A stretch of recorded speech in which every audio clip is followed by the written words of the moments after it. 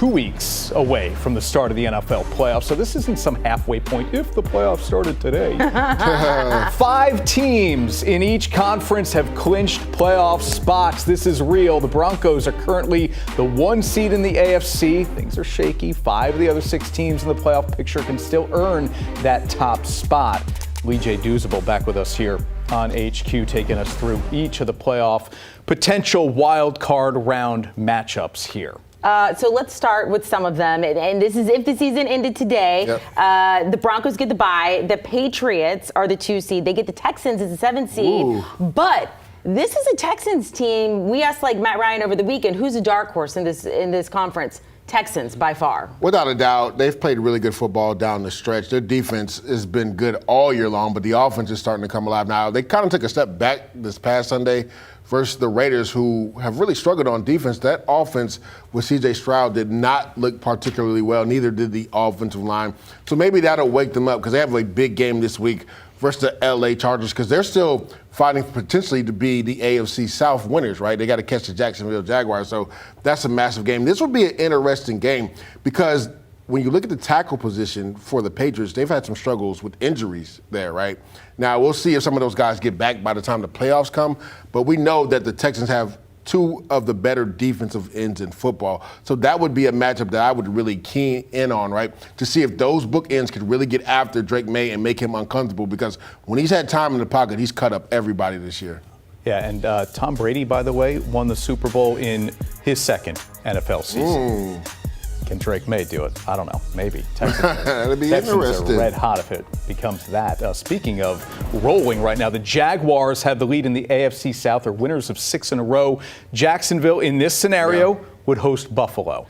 And Pete Prisco would cry. Welcome to because he would have to choose between his beloved sons. His 2 sons. You know what I'm saying? But when you look at this game, I've been saying ad nauseum that I think for the Bills to have success and go on the road and win, James Cook has to be the focal point, right? We always talk about when the weather changes. Now, this game will be in Jacksonville, so the weather probably won't be a factor. But when December hits, January hits, your run game and your defense have to travel, right? Now, for the Bills, unfortunately, their defense hasn't traveled anywhere. It's been abysmal, and they really struggle against the run, which bodes well for Liam Cohen because he wants to run the football with Travis Etienne and the group of backs that they have in Jacksonville. Trevor Lawrence is probably playing with the most confidence he's ever played within his career. When you look at what he's done over the last 4 games, guys, 14 total touchdowns, 0 interceptions. What a massive win to go into Mile High Stadium, the small market team, to go into Mile High Stadium and beat the Denver Broncos, who are slated to be the number 1 seed right now in the AFC. And you see it right there, the first 9 games compared to what he's done the last 6. He's playing out of his mind right now. I would actually lean towards Jacksonville in this game just because the Bills' run defense terrifies me. It is not good. Okay, so you're not necessarily saying you trust Trevor Lawrence more than Josh Allen right now. No, I'm not. No means. Again, I think Josh Allen could carry that game. But that's the thing, and so I'm glad we're having this conversation. That's why I love this show. I'm glad we're having this conversation because when you look at it, the Bills are 11-1 when Josh Allen has 30 pass attempts or fewer. That's not him controlling the game. They've been at their best when James Cook has been the focal point. And I say that because of the personnel. They don't have the personnel on the outside for Josh Allen to go out there and throw it 40 times a game and for them to have success. So to me, if they want to make a run through the playoffs, they got to stay ahead of the chains. They have to use James Cook more. He needs to touch the ball 20 to 25 times in the game because there's also a really neat stat. I believe they're 7-1 when he has at least 20 touches, James Cook does. I just don't think they have the personnel for Josh Allen to go out there and just will them to victory. I think it has to be through James Cook because, again, their defense has not been good this year. I get it, yeah. And look, the Jags' rush defense has been very good. And as you mentioned, the Bills' defense has not been good. Okay, let's go to the 4-5 matchup. This is an interesting one. It would be Steelers and Chargers. The Chargers by far have the better record. They're sitting at 11-4. The Steelers, they look good this past game. They've been a little iffy in some of the games, but they do have Aaron Rodgers, who knows what it's like to be in this position. Without a doubt, and I think this has been the biggest hurdle for Justin Herbert, right? Can he take that next step in the playoffs? He's been immaculate throughout the regular season, and what he's been able to do to elevate his team without having his top 2 tackles, right? What he did Sunday and I'm gonna mess with your Dallas Cowboys. I know they're not your Dallas Cowboys. Bro, you talk about 300 yards passing. They're all in again. But what he's done really well, now. Yeah, right. What he's done really well, Amanda, the last couple games is use his mobility. And you wouldn't think he would do that with an injured hand, because if he were to get hit on that hand, it could potentially knock him out the game. But that shows you the toughness of Justin Herbert. I mean, going back to the middle of the season, me and Pete Prisco, we did a schedule breakdown of all the AFC West teams. And when I looked at their last 5 games, I said, Amanda, they could lose all 5. He's elevated them to 3 straight wins on that schedule, and it was a gauntlet. So, like, the way they're playing right now, I would give the Chargers an edge. And we've been wondering with Jim Harbaugh and his mantra, with Greg Roman, the offensive coordinator, they want to be physical and run the ball. They haven't been that team. Well, they were that team Sunday, and maybe Omarion Hampton getting healthy really helps them, because the Steelers' defense has struggled against the run. Now, they played really well versus the Lions this past Sunday, but can they be consistent doing that? So I would give the edge to the Chargers, and you see it right, first 7 games, last 8 games, they've been on a tear. And this is, again, without their 2 Pro Bowl All-Pro tackles right now. And we saw in Week 10, Chargers, Steelers, and LA really controlled that game. It was 25-3 until a late touchdown for Pittsburgh, right? And before you move on, Chris, one thing I do want to give some love to Jesse Minter in this defense. I don't think they get talked about enough. They're a bend, don't break defense. They make you go the long way of the field, and they feel like you're going to make a mistake before they do, and they're going to force you to a field goal attempt instead of giving up touchdowns. And they would have DK Metcalf back, though, on the side of the Steelers. They would, but I love that Chargers defense.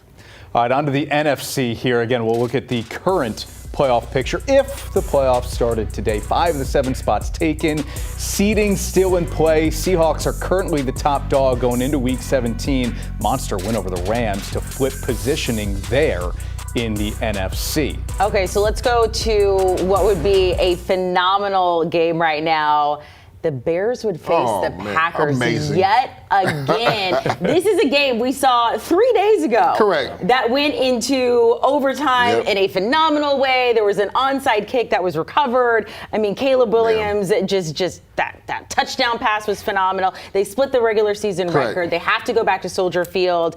Third time, who gets it? Third time's a charm, right? This would be interesting, right? Because you talked about the game that happened 3 days ago. I want to talk about the time they played earlier this season. Because if not for Keshawn Nixon making an out-of-the-world play, the Bears maybe upset Green Bay in Lambeau, right? So this game would be in Chicago. And if not for an onside kick, Green Bay probably wins in Chicago. So when you look at that game, those 2 plays were monumental in shifting for the team to win that game. The Chicago Bears, they have a potent rushing attack, and they're opportunistic on defense. People keep saying, is that sustainable? Well, they keep doing it every single week. They keep turning people over. Nashon Wright leads the NFL in forced turnovers this year. He had another big one 3 days ago. When you look at the Packers, you would assume, hopefully, that Jordan Love would be back for this game. Would they be a lot healthier when it comes to the rest of their players as well, given it'll be 2 more weeks in the season? I would probably give the edge to the Packers in this game just because of the experience at the quarterback position. Jordan Love has been to the playoffs multiple times. He knows how to win in the road. Let's not forget 2 years ago that magical run he had on the road in the playoffs versus the Dallas Cowboys.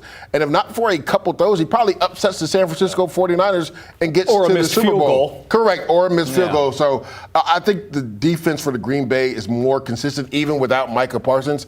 The Bears defense is a bend, don't break defense, but they turn you over. But they don't have the subsequent pass rushers that the Green Bay Packers have. How about this, guys? 10 out of 10 matchup, though, right? In those 2 games between Green Bay and Chicago, the game-winning touchdown or the game-tying touchdown came with 24 seconds left. That pick you talked about from Keyshawn Nixon, 27 seconds left. So everything right down the final. Either way, this game's coming down to the wire. Yeah. It's coming down to the wire. Yeah, well, that would be a lot of fun if we get that in the wild card. How about the defending champs? We've all forgotten at this point. Oh, by the way, Philadelphia, the defending champions, they'd be the 3 seed hosting the Rams. We saw this as a divisional round game in the snow, which was a lot of fun.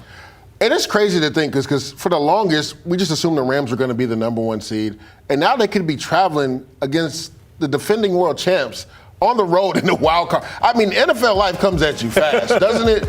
And we haven't gotten to it yet, but if San Fran wins out, they could be the number 1 seed. Right. So, I mean, Seattle could be on the road in Week 1. But this would be an all-star matchup. I mean, again, you said we saw this last year in a divisional round, and that game came down to the wire. If not for Jalen Carter blowing things up in the middle, maybe the Rams win that. And if this game were to happen, I'm picking the Rams to win it. Because right now, nobody's playing better than Matt Stafford. Even in that loss, he threw for over 450 yards versus Seattle and had 3 passing touchdowns. That loss wasn't on him.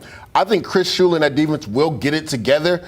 I just think ultimately that offense will be too much. Even though the Eagles' defense is really good, I just think nobody's stopping that Rams offense right now. Well, unless they're playing a bad team, the Eagles' offense isn't showing up anywhere.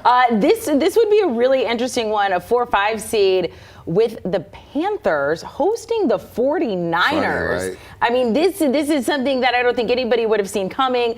It would feel like you would lean toward the side of the 49ers, but the Panthers are here for a reason. And being home, they've played extremely well at home. Let's not forget they upset the Rams at home. They just beat the Bucs at home. This is a team that is synonymous with playing well at home. Now, they've been inconsistent. They've been win-loss. That's what they've been when you look at like the last 8 games of the season. But let's not forget, these two teams played on Monday Night Football. And if the offense showed up for Carolina at all, they win that game because the defense showed up in a mighty way. They forced Brock Purdy into 3 first-half interceptions. The offense just didn't capitalize, and Dave Canellis came out and said that he did not lean on his best players. Well, I guarantee if they play the 49ers, if this is the matchup, he's going to lean on Rico Dowdle. He's going to lean on Chuba Hubbard. And we hope that we keep seeing the ascension of Bryce Young because he has been pinpoint accurate on 3rd downs and 4th downs down the stretch. This would be an intriguing matchup here. I actually would think the Panthers would pull off the upset. Whoa. At home. I think they would pull off the upset at home. But do you think they win the division? Do you think I do. Yeah, I've said it for the last 7 weeks, and we talked about this last week, Amanda. I know. Like, if the Bucs aren't pissed off, Bucs are gonna come back. They've been pissed off the last 7 or 8 weeks, and they keep losing. Like, to me, again, one thing that has been consistent about the Carolina Panthers: win-loss. They just beat the Bucs. They played the Seahawks this week. They play the Bucs again. Yeah. I got the Carolina Panthers winning this. How about some love for Dave Canales as Coach of the Year, right? I mean, we're talking about a lot about Mike McDonald, what Vrabel's doing in New England, but I don't know, to take this situation in Carolina to potentially winning the division? To your point, Chris, I said this in the beginning of the year. I said, I don't know if the Panthers will make the playoffs, but they're going to be a tough out. Now, again, I didn't think they would be in this scenario to potentially win the division. If they had beat the Saints, they would have already locked up the division the week before. But I just knew, having been to that training camp over the last 3 years, this was the first year I went to that training camp and said, oh, they got guys that can compete now. Like, they look like a team that can compete. They have big receivers. They have a physical offensive, defensive line. So they actually have the thoroughbred horses in the stable now to compete with the rest of the NFL. I said, I didn't know if they would make the playoffs, but I knew they would be a tough out. Congratulations, Carolina Panthers. The rest of the NFL is now taking you seriously. They are not in a high position to win the Super Bowl. Not even on our board. No, That's so disrespectful. Not even on the board. They're the divisional leaders right now. Yeah, let me see if I can see if they're right. Oh no! After the Bucs, it goes Ravens, Lions. Hold on. So the Ravens with a 10% chance to get into the playoffs? Yeah. That's Ravens, so disrespectful. 100-1 odds, and the Panthers are 175. However, at the top, you have the Rams, the Seahawks, the Bills, the Eagles, Patriots, Broncos, and then the Jags. But look, all these teams are so incredibly tight. It's going to be very, very interesting to see what happens here in the final couple of weeks of the season.